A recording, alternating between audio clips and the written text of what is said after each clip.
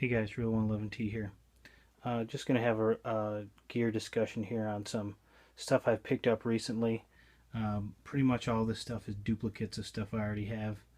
Um, and basically, the reason I've been picking this stuff up um, is so that I can separate my backpacking gear and my hiking gear and my emergency gear. Basically, to have separate little uh, kits. So that I don't have to be rating one to do something else and then worrying about if there was an emergency, worrying about, oh, did I take that back for my hiking stuff? In a lot of situations, maybe the hiking stuff might be mainline stuff anyway, but then I would just have more stuff basically if I want to share it around with different people.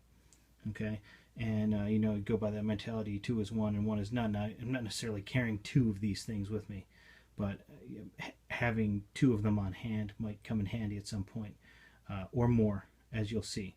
Okay, and a lot of the stuff I got in an order today that I got in from Survival Resources, and some of the stuff I picked up through some various other orders. One from Campmore, and I stopped in Gander Mountain um, about 2 weeks ago, and I picked up some stuff. And I want to just show you a couple of things that I got. Okay, um, first off, um, the dome bars here. Um, I got these two dome bars from Survival Resources today. Okay, and they're six something each there, plus shipping, but I was ordering a bunch of stuff, so that wasn't as important. Six something is about the lowest price I've ever seen, but like I said, there's shipping that you have to keep in mind. Cash and carry, it's kind of hit and miss in my area to find actual dome bars, but I was at Gander Mountain, and would you not believe that the Stansport brand magnesium fire starting tool, if you take a look,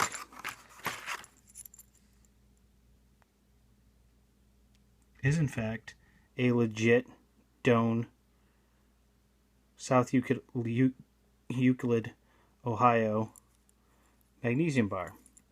Now, I like these a lot. I have one that I basically practice and play around with, and then I like putting these in a lot of various different kits. Basically, one of the things I like to do with my Moras is I'll take one of these, I'll put it in a plastic bag, and then I'll take the plastic bag and cocoon it onto one of the plastic Mora sheaths in duct tape. And so I've got a bunch of Mora knives, so having a bunch of these around is good. And also, these make good impromptu kind of gifts and stuff like that for people, so I'll keep those ones in the package. But yeah, so if you're near a Gander Mountain and you're looking for something like this, check this out. This is about $10 there, which obviously is significantly more than John McCann has that at Survival Resources, but there's the shipping to take into account as well. Got some Survival Resources stickers. See if I can find a spot for them on the stove. These Nalgene bottles I picked up at Gander Mountain, and the pill lids were some things I got from Survival Resources, along with the bottle cup, which is basically a replacement. A lot of this stuff, like I said, this is not the first time I'm buying most of this stuff. It's just I want to have duplicates of it. Okay, the pill lid is a new thing that I picked up kind of on a whim. You can kind of see here what it is. It's sort of an insert that goes on top of your water bottle and beneath the cap. Okay, these ones are black that I got, and then they show a white one in this picture. And it's got partitions. You can pull those partitions out and make one big area if you want to, kind of take some MP1 tabs or whatever and cut them into individual pouches, and you could probably fit several of them in there, or you can use them for OTC meds or basically whatever you want. You put some fish hooks in there or something like that and make a little fishing kit out of one of them. Not bad. A couple of these Sol Bivvies. I had one of these that I ended up using on the 4th of July, let some friends borrow it. And once they're unpacked, they never pack up as small, so I like to have a couple extras.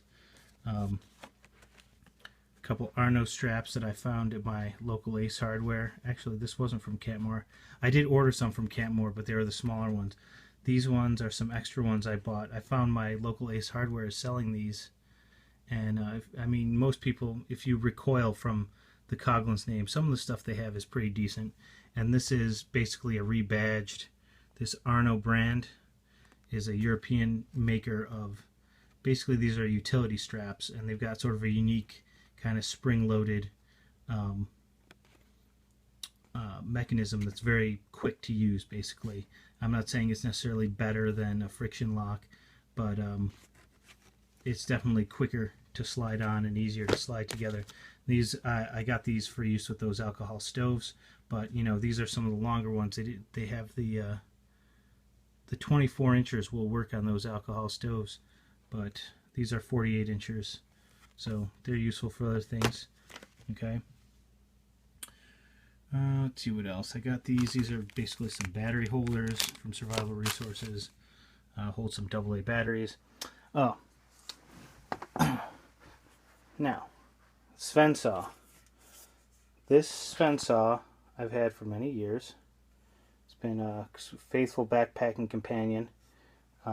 This is really sort of an older one that I received as a gift, and I figured, well, I should have a second one of these. I've been keeping this in my car, and I want one that I can keep right in my backpacking gear and not have to worry about going back and forth.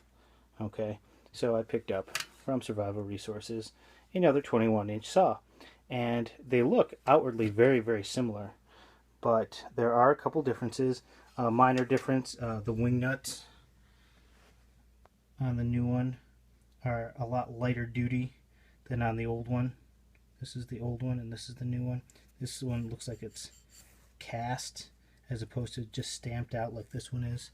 And obviously I want to try and get a couple backups of those. Okay, because that's something that you might lose, and maybe, you know, put it on the little lanyard here, put an extra one. But another thing that's interesting is this. When I opened it up, the new one, it had this envelope in there. It basically told you how to install the blade with this lock nut. There's a screw and a lock nut on the other side. Okay, the other one just has a drift pin. Okay, and I don't know whether they figured that, you know, people are just too dumb to operate a punch to drift a pin out, or if that's not a good enough system in this day and age. But I don't know which one I like better. I don't have any problem operating a drift pin with a punch, you know. And another thing about it is, you know, they sell the replacement blades for these. You know, they're about $10. And if you go down to your local hardware store, you can get a 21-inch blade for, you know, less than $2. Okay. And you can adapt it to this. It's not an exact drop-in fit. What I found is you have to, on the end of these, there's a little swivel that this is screwed onto. It's got a drift pin. Both of these have a drift pin on this end.